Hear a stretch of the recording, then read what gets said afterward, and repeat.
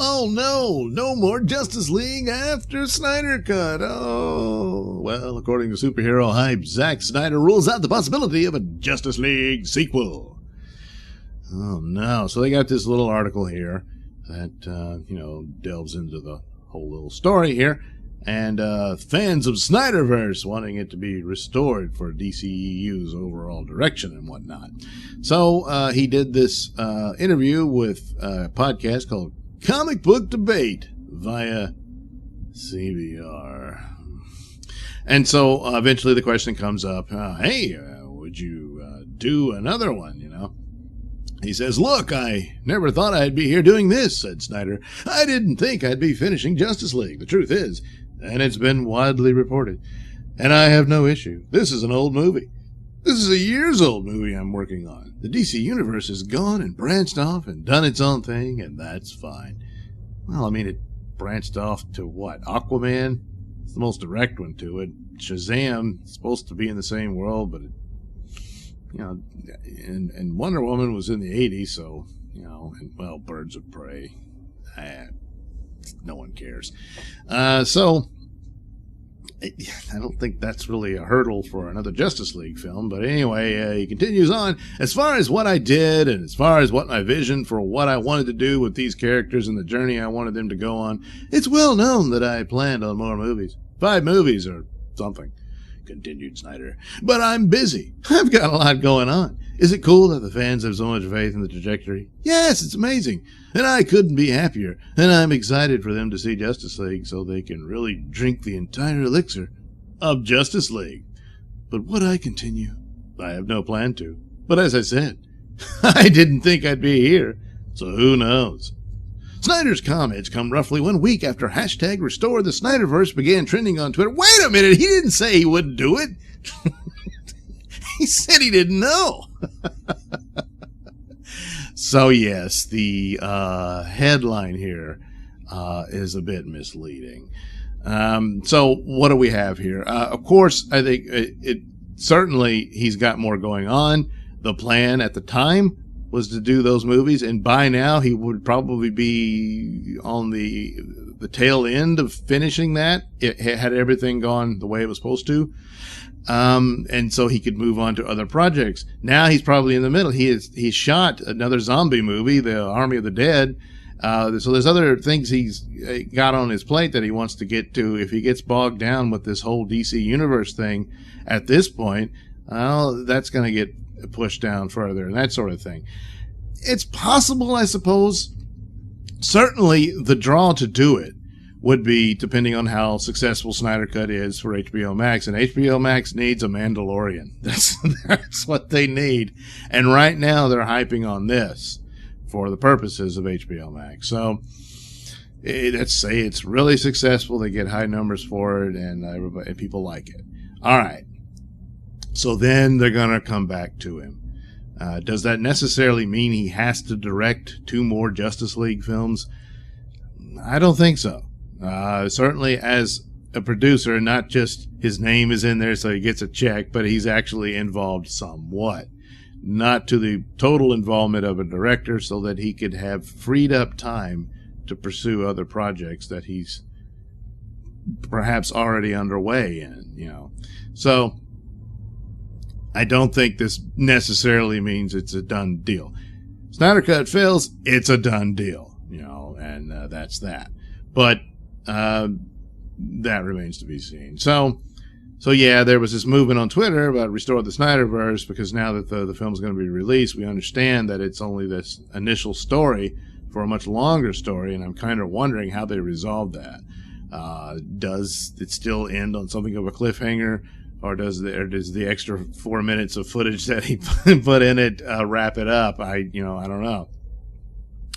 But, and then of course Ray Fisher came in. Ray Fisher was, one of the first cast members to come out and openly support, release the Snyder Cut and all that stuff.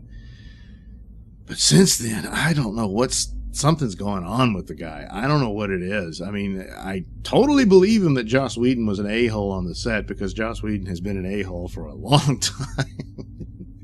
And the gist of it is that he complained to people like Jeff Johns, and they basically told him to suck it up and say, well, we'll just, if you don't like it, we'll get somebody else, and this type of stuff. And for whatever reason, he has just flipped out over this. And then he even admitted to his reasons for coming forward was because someone told him a story that Joss Whedon had changed the color tone of the film because he didn't like the dark skin tone of people of color in it. That's not true. It's just, but there again, if that's his initial motive for all of this, is like someone told him that, not something he experienced himself. It wasn't him referring to an argument he had with Whedon or what have you. It seems rather odd, and nothing more came about it. A lot of people just didn't like Whedon, and he's on the outs pretty much altogether. So they didn't, Warner Bros. Didn't want anything to do with him, but Jeff Johns was a different matter. He's writing a lot of stuff. Not all of it, as far as films go, I could say is all that great, but he is something of their idea man, and some of his little DC knowledge does come through in these films, and so I guess he plays a role in that. He gave them Stargirl, and that actually was some success, and wasn't that bad. I was kind of taken aback by how okay it was. It's not great, but it's a lot better than I would have thought it would be. So that's not going to happen. So now he's mad at Walter Hamada, who had nothing to do with the Joss Whedon, Jeff Johns Justice League.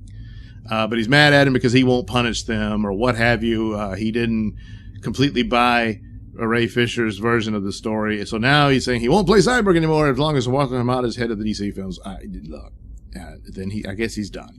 There's a rumor now, granted from Grace Randolph, but you never know, that now it wasn't just her. He was supposed to be in the Flash film with Ezra. And if they, depending on how much of that keeps within the plot of Flashpoint, he would have a pretty significant role in it as Cyborg. But I think he's trashed that, and so now they're going to look for a replacement.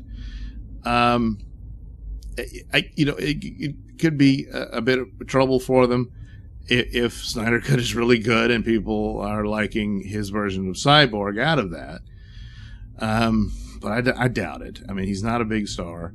And as far as the nature of Flashpoint with its time warp stuff, it's just, it's a different time warp thing happened, and suddenly Cyborg looks a little different. Of course, it had always been in the running that Ben Affleck's Batman will be replaced by Pattinson, and this will warp the universe to where he's been the Batman all along, and this sort of thing. Or not. Now there's rumors they're thinking, well, wait a minute, might want, because Batman, they want a Mandalorian. Ben Affleck's Batman could do it for them. They could get him to be in control of his Batman and give him, a series like Mandalorian or something along those lines, and finish out the story he wanted to do for his Batman film and stuff like that. Hey, I think you would have everybody at hello, and that would get you some subscribers. If they can seal that deal, more power to them. And if they get their world's finest story with Henry Cavill, even better. So all of that could still come along, and Zack Snyder doesn't necessarily have to be in the captain's chair on all of it so that he can pursue his other stuff he wants to do. But in some of these, he would have more heavy involvement, and maybe eventually would direct something. Maybe the Superman sequel he might get a shot at. I don't know, but it depends on what he wants. Because it's sounding like he's saying, well, I kind of moved on. And you kind of, once you've moved on from something, it's kind of hard to go back and get the enthusiasm for it. But that doesn't necessarily mean there won't be a sequel to the storylines that he set up. It just means Zack Snyder himself might not be completely participating as much as he would have had it gone the way it was supposed to, and that's what you have. So, HBO Max needs this to work, and if it does, they're going to want more. Whether Zack Snyder is up to be in the director's chair or not, and I guess I don't know how many zeros are on the check. We'll see. But if it's successful and there's a lot of talk and there's a lot of subscribers coming in, there will be a sequel. What it'll look like and what it'll be and how much it will continue the storyline set by Snyder Cut, time will tell. But I don't think this shuts it off completely.